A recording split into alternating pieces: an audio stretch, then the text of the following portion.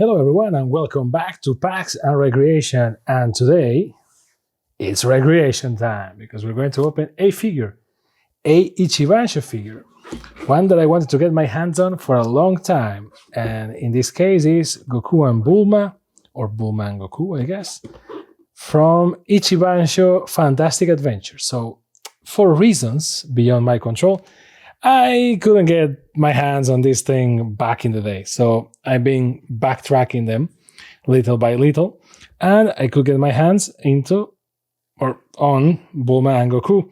In this case, on the bike, one of those historic moments. And this figure just, looks great, at least from the outside. And what we're here to figure out is, does it look good from the inside? So let's go and check it out. Now, the Fantastic Adventure collection has a lot of things that I guess we can put on the screen, but there are some things in Dragon Ball that are more emblematic than others, and certainly Goku going in with Bulma on this motorcycle just feels very significant. And even though a year already passed, more than a year, it's impossible to look at these moments that are so definitive of childhood, or at least mine, and not think about Akira Toriyama and like his great masterwork, right? Which is exactly what we have right here. To my surprise, this is a single piece.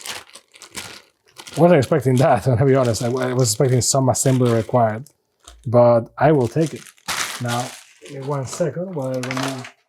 And we have this beautiful, beautiful piece. Now, it's kind of heavy, to be fair. Like, I was expecting more of a, cheap plastic feel to it, but no, it's actually pretty solid. You have all the legalese underneath, so Bandai Spirits, made in China, yada yada, right? But Capsule 9, and you have the Goku and Bulma with the number in the back. Not bad. And you have like this, something very cool is that because of the way that this floor is, the base is the shape of the floor, you do get some dynamism from it. If you do it like this, it gets dynamic. If you do it like this, it gets dynamic. So it's pretty cool. If you look at the box, this is like the intended way to be displayed, which is great because these lines just work to add dynamism to it. So it's overall very cool, and it's very heavy, mostly here in the back. Here is not that heavy, but here is very heavy. And now let's go into the important details, which is, let's look at those faces.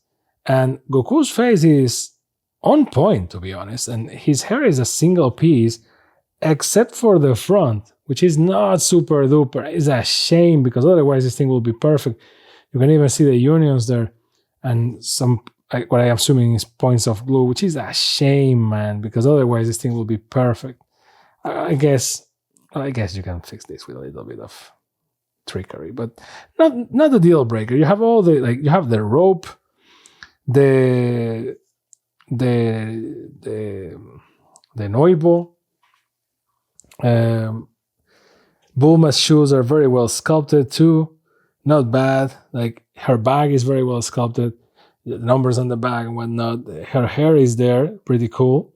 Kind of flexible for some reason. What about Bulma's face? Well, it's more difficult to see her because she's, she's looking at the road. But is also very well sculpted. Look at that. Faces are like, deal breakers in most figures. If the face is not there, then everything else falls. And you're really like, well, this is Dragon Ball, no one cares. But we do care. Now, her leg, at least in my figure, has a black spot in there, which I hope it can get removed. Yep, it gets removed. Yeah, let's go. Nice. So, not bad, right? So, overall, very, very, very good amount of detail from most angles. So, not bad. Actually, obviously, if you want to nitpick, then you can start nitpicking like on that union point there and whatnot, but it's very solid, and it's like a standalone diorama. You can put this on your desktop. You can put this on a shelf. You can put this anywhere, and it just looks very cool. And as a This is pure Dragon Ball right there, and I really really love the detail of like the shape of this to add like that movement feeling. So this overall, this is pretty cool. You should be seeing it going in circles on the screen. I know that we're going to. This is a shorty, right? It's only one figure. I'm not going to go into extra detail about this, but while you see the figure spinning, I am going to do some editing magic, which is not editing per se, it's just me moving stuff. And we're going to go into detail mode. And there we are with detail mode. So what is detail mode? It's basically just me with the camera on the hand and detailing the figure without it being on my hand. So not bad. See, you can put like this, and it just looks good. You can put like this, and it looks good. Like this, it will be weird, but actually it kind of works too. So it's a very complete figure. I guess this is the worst side because you can't see their faces at all. But the ideal setup is this. Like the lines are giving you the movement. You can see both of their faces. Because this way you can see their faces, but not that much. This is the ideal angle. And it just works, my man. This thing is amazing. I just love it. Again, shorty, not much to say here, except I guess it's worth it. Now, how much is it worth it? Well, it depends if you can get your hands on it. I got it for its retail price, but like long after the fact. So I think it cost me like, what, $60 or something like that, which I think was the retail price back in the day. And, you know, for $60, this thing is worth every penny, in my opinion.